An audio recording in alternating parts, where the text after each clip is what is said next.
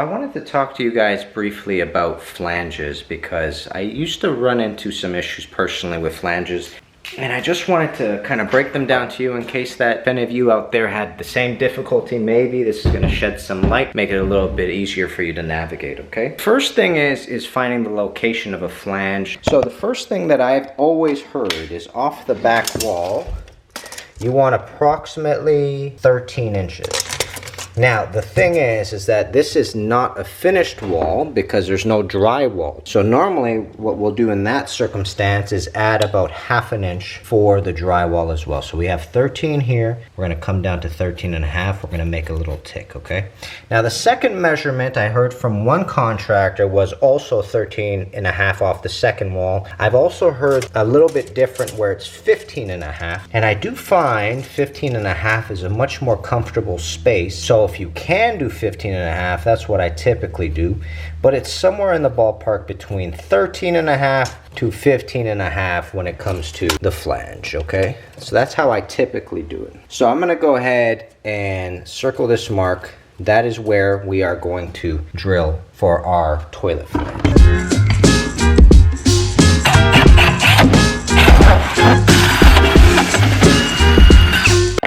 So here's the lesson that I kind of wanted to describe to you all when installing a flange. Whenever you're installing a flange, you are hoping and aiming to have the smallest parts of these holes at exactly the same distance as the center of this. So the center of this was, again, 13.5, right? Let's go ahead and draw 13.5 down here. So this is off the stud right there. 13.5 is approximately this distance right here, just like that. And we'll go to the other side for 13.5 right here, okay? So what we do then is we rotate this so that it's 13.5 like so. And then what you'll notice is this is way off on 13.5. So here's what I want to kind of describe to you. We have a range right here of where the bolt is allowed to be secured. The only thing we're trying to avoid is these largest parts because that's where the bolt slips in and it will freely come out if it ever gets into this area. So you stick the bolt in and you slide it into an area where it doesn't come out when you start putting strain or tension on it. But remember, if we're not dead on with 13.5, we still have this range to play with. So let's look at our mark right here. If we just lift this up a little bit,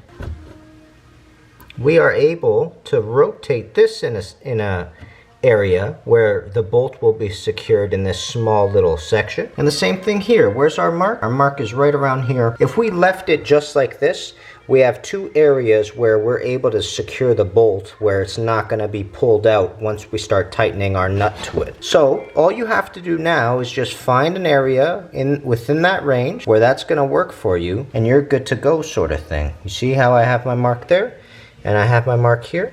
So this is an area where we're good to go. I would actually lift this up just a touch more so that we have a securing area there and also a securing area right here.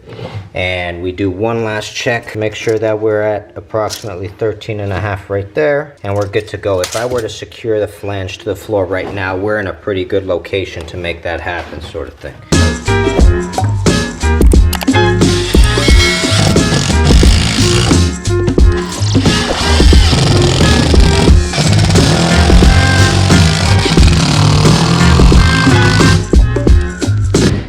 Alright, just want to talk to you quickly about what's happening. Just drilled the holes for the kitchen. We got one there. That's going to be a P-trap that's going to be underneath the floor because it's going to be an island. And then we have our holes over here. We have a hole there. We have a hole there. A hole there. We have a hole there.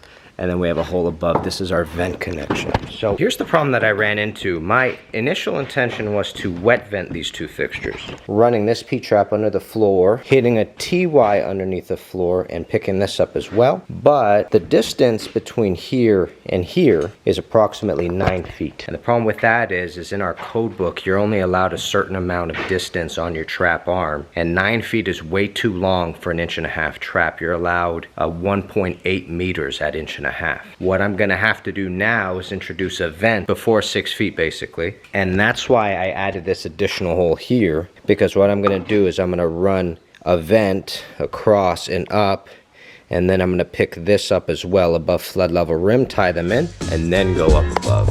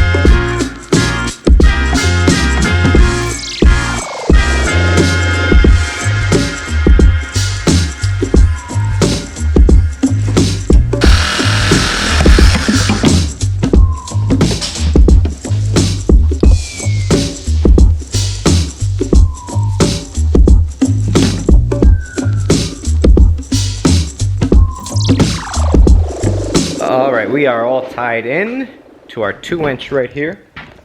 So we have kitchen drain right here, comes up, hits 290s. Remember, this is the vent. This is the continuous vent going up here, but actually this is the individual vent because we have an individual vent for this. Comes up, hits 290s, hits OI, connects into our 2-inch up there. It's 1.5 inches here, and then it upsizes to 2-inch. My initial game plan was to run all of this at 2-inch, so I bought all the pipe appropriate for that, but the only reason why I ended up running 1.5 inches is because by code we're allowed to run 1.5 inches for these vents. You have an 1.5 inch drain for each of the kitchen sinks, and they also take, in theory, they take an 1.25 inch vent. If you wanted to run 1.25 inch, you could, but with ABS we don't run 1.25 inch, we run 1.5 inch vents for that. So it's an upsize vent, it works either way. But the reason also why I ended up running 1.5 inch was because this angle right here isn't a 45-degree angle up there. So these do not come down at a 45. I had to hit a 45 and a 22.5 fitting. And then I went to the depot the other day to pick up a 22.5 fitting for 2-inch, but they didn't have 2-inch 22.5 fittings. So I picked up 1.5 inch fittings for that, and that's why I ran it at 1.5 inch, because again, it follows the code. I'm allowed to do that. And also now that we had the angle, we were good to go, sort of thing.